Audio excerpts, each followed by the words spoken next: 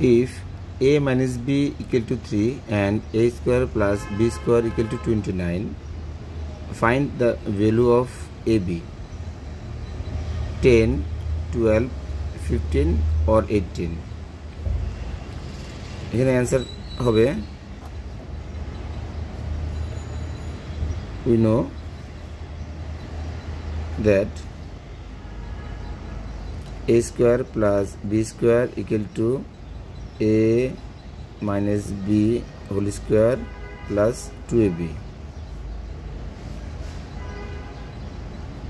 A square plus b square equal to 29 equal to a minus b equal to 3 whole square plus 2ab.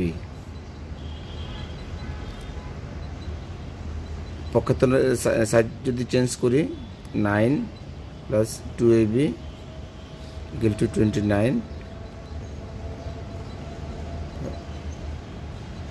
2ab রেখে 29, 9টে side change করলে -9 হয়ে যাবে, 2ab equal to 20,